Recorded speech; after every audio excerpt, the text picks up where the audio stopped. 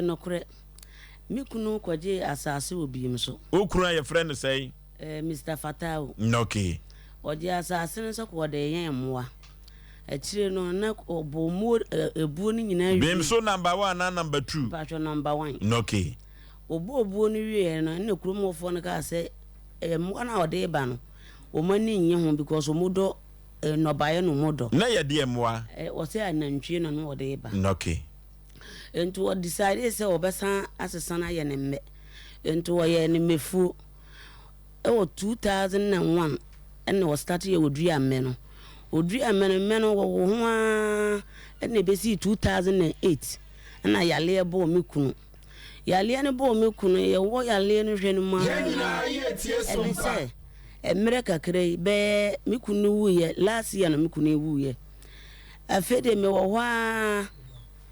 asase no waji ye nso waji wei en waji wei enti wei no kwode ba be ye different project afede me wo na hwesuni wo afumu afre me se enkrofo bi aba se afuo no nye ye dia na ye mu nana asase me so me nkrata ne asase no documents nyina no e wo me ho na me se adie bi anso ye mire nso papa ne ye afuo no em se kurom wo nipa bebre hu no ehun so ne ono na ye afuo no nti mitu ho na mo me ka bibia wo mu mfi odi bibia so ko anu makose no ene se me dia beda matemo nka se mo moa me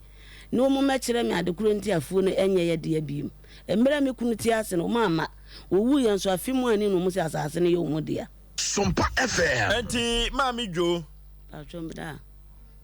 wukunu also oto asase no afebei 2001 patwane da krata e wa asase no so me patwane da wukunu din ene wo so me patwane na obobuo no ode no emoa no koi ana wamfa wo mo anko me patwa wamfa mo no anko obobuo no wieye no eno mu ka kire ne se mu mpene mane mfa emoa ne mmakurum ho enti yakura ye be kono so no ma ebuo no nue ni nyina ni asase no so biem eno odida na emefu sa tam de no otiase me patwa no otiase no free mu amfiese ni me patwa afimu ani me patwa no bim so number 1 mame asase no how many acres me patwa opanyini no odi kan to ma no oton 8 plus 8 acres ena do beto so 12 acres nti akoye 20 acres odua ni nyina so me mpatcho oja ba bi se ke ye dua adia amanwo amanwo no so ye dua ye no so ye hu kwan wo mu fa so amanwo no so nyina awu aso mu kobo so spray na amanwo no nyina awu ye enti ho no na de ohwesuni no wote ho a wodidi wodo ne no ba ya aja yesu yenya bi no nso so didi so kakra no wo hwe men ma ye sesi a me no ka sei afuo na hye hwan sa afuo no me de ma boy a me de afuo no di kan ma no boy ne be yale no koy na msan ko fa hwesu no foforo aye fe no Osama wona me de afuo no ja no enti enkrata no hefo na de o mo sa sha ase enkrata no so no empanyimfo be miensa eno mudin ewo so edini bi ne de he me minim SOMPA FM no kwakus ene edin be mienu nso so ka ho a me edin ne de miru afika kra mami jo wansemi ehwehwe maso dodo se wa wonim se okuna kwoto asase na ehun krata kurawo na fe wakodua mmebo so na busua no se enyemo de abiem adai asase no omode hai no ana se omone ne ye nhyehyeye se ebre bisu a omone ne becha na bibia tesa na me pa tro da bi omoye ne se omode amana kura won krata ne so wo momko di adanse no so nyina ewo ho tese moko asase ne so ade no moka kire mu se no hwesuni na nkasa no mapam na fira asase ne so aya busuafo no san krofo mu se afu no ye omode no mapam wa obesi so bia no omono yesuso osiso a ade ye de be yo enye ofe yenyina ye tie SOMPA eba sa no asam no kru free mu no wodi akọ ehefa ana posifo abo mama ne me patwa na me di kan ko bo mankranso police for no amane enti ko wie commander no ho okay enti me the documents ni bi ma commander no enti wo frɛ yen ya fa no nyina me ye behia okay ye behia ye no na obisa wo mu me bo me nkuro nso read documents no ena obisa wo mu nso se wo mu nso mfo mu nkrata nso nye den emra na krata bi anso nye den enkita won enti ekoba se opanyin ni ka se police fo ni asase asem enti obi ya mfa nkọ court ombetimi di mako meso metimi di umako enti saa na odi gya ye kwan na ekoba saa no bemso wamfa nkọ nananom ena so anko kan kyerem se esan se asase nyina kowie nananom no asase no ho abasem enti nananom anhwem na omofa yie ntu yie na wamfa wode koye no ekosi sei ana wankọ hokra me pacho oyene na no oteso no wafirim enti me ko jase hene na ho e de asem ne kotu nanim o ka kirem se nana owo asem no nzo ni ho one wonfa no enti me nya abotre me frɛ no bia wo se me nya abotre enti efiri wono nso so na ise de bibia ye bibia no mo mpene me anya enti na agya me se me de ba na me de bedam ejisesi ame no ka sei hemfo na te efu no so mfa so wo mo na wo so te se emene wo so kura me penim de se mako afu mam minim ni mere enso de bia enso mu no mme no na wo mo ne ukuru na dua ya na me paatro me de minim o enti na agya me de beda mo se mo misa wo mo mame na mere a me kunu kura dua mme no na saa ta me bia wo manya ene saa mere we minim sena wo mu kan ho me de mente ase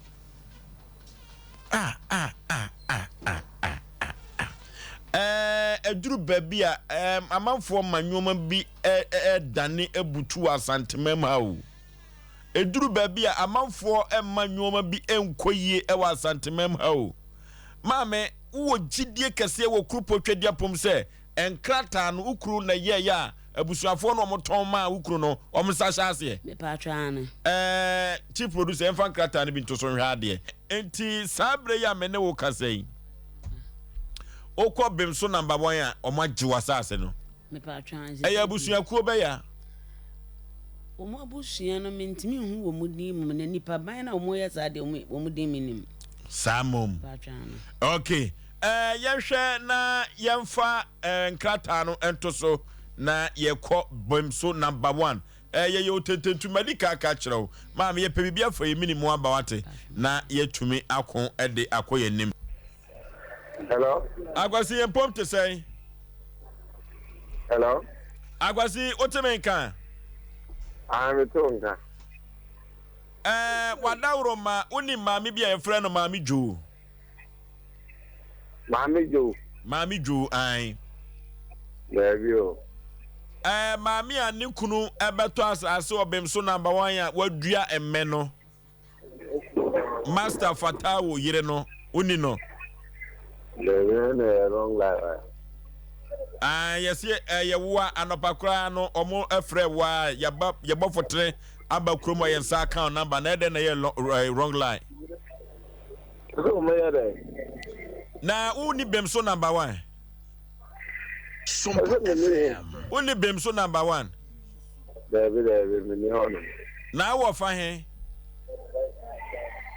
Me no chip. Mami person no wudi komo kaka mami ene kasa. Pa kwasi. Hello. Yes. Me paatro wunim Master Fatal abefuo na wase ho amakotutu pillets no wunim me enye me no negotiate commander ho wo mankranso no. The wrong line. Monsieur number ni ye why no san friend na okay mayina frame edru ba bia ya asem media asem no bedae no ye bo modern kokrum ho no mo na ye video asase edahwe na ne tie ne se menya abusuafo ni bi ene omo kasae omo asem no ti awa ne se maame omu ni manso na emum no onkofa enkrata ye kire se papa na ton afu ne dia ma woni ne kunu se wonyankrata ne dia ene omu ni asem bia ena me ka kire ne se maame ne de nkrata aba ena o se nkrata na maame ne de baaye no busuani ba ko pekran san hyase enti sa krata no mo gitumu a enye yi na na chese omo sign no nya busuafo debi according to papa no was say abusua saase na omo de hia before so be fi SOMPA maami ene ni kunu akwa ene nipa bi aye akwan ene o makoye forgery enkrata enti maami tumi de enkrata abusuani ba ko pekransa hyase eba o mbeja ya saase na maami na wanya nfa ahudi ofa na saase na omo sa hyase ebubo odin ni bi omo senye omo busuafo no omo so nya busuafo omo se ba ko kre ne ho mo ye busuani enti maami de omo ne ntwe na saa omo sa hyase no omo tiase omo sa hyase adansefo no omo tiase mine so onim wo mo okay enti wom de se maami enya busuani ba ko kra ne se ne sa hye krata bi ase a enye san krata wi a ye a wom be hand over e dia ma no na asase ne abusua asase a wom ton a enye yi enti papa no wan ton enti maami na papa ni free mu no woni nipa bi aye kanana enti na SOMPA FM okay maami betra se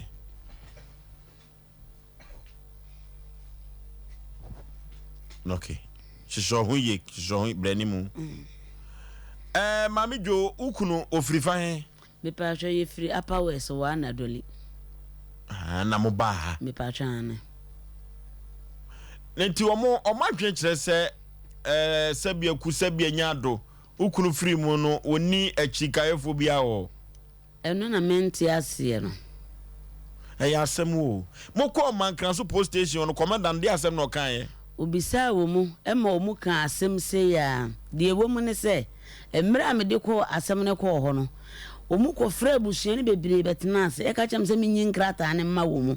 no mo nhwe ena me ka cham se krata bia ni me ho omo party team ena me sori boko enti me ko yi krata no mankran so no ono mu ka cham se krata ne me ana me ko ye date nso a e wo krata an so no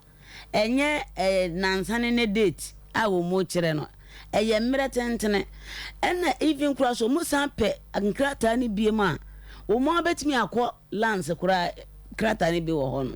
na ye den na menem ko ye krata nansane ne eti mame anwumre die na otententu bafo ye bo entabam SOMPA sempenipa die na ye nyama mere matemonka na menim de mutimi ye se be ya wo mu kire se memfa nkrata ne a e kire se asase ne ye media na se edin na hyase no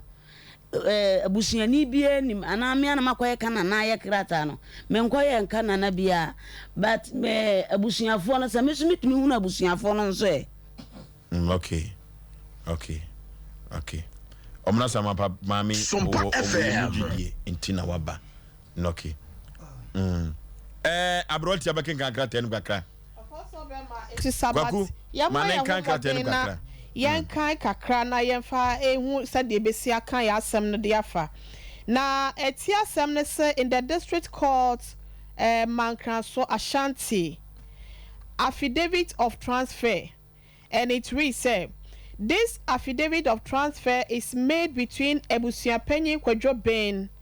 for himself and on behalf of his family members of Adriana family of BMSO number 1 in the Ahafo South district in the Ashanti region of the Republic of Ghana. Hereby referred to as landowner, that is transferor. But you are in that TV no so you can kind of and to a council of Republic of Block C plot 44 New Road Kwanchuma Kumase in the Ashanti region of the Republic of Ghana, herein referred as transferee. And she shine that I am the declarant herein. 2. That I am the absolute owner of a farmland situated and lying at Apening on Achempem Hinistu land. And I mean, said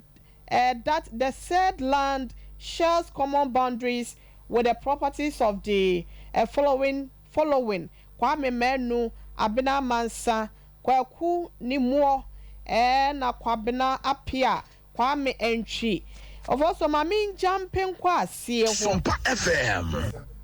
8 no na me pesa me koho.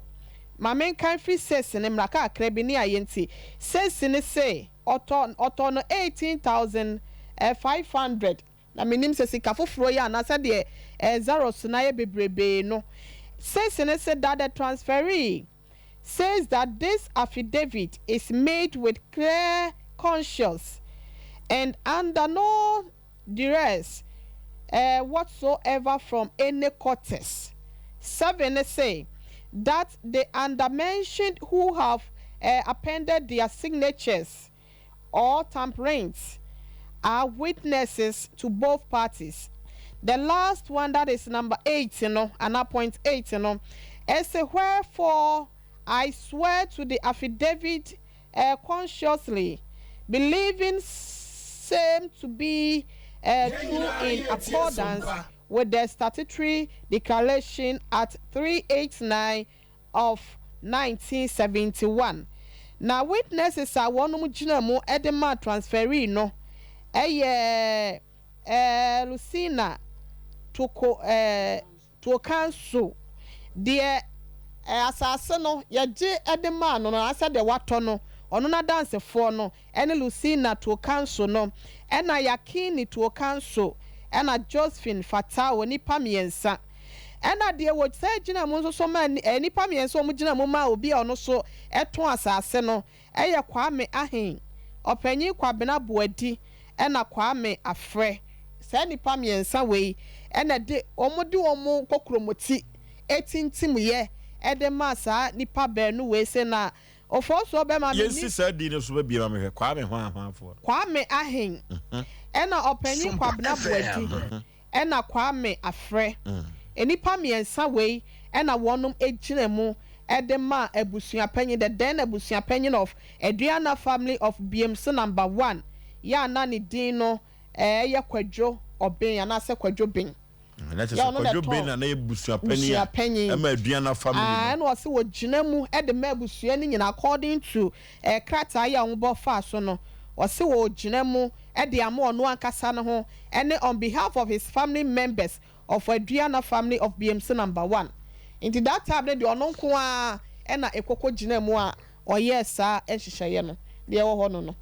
okay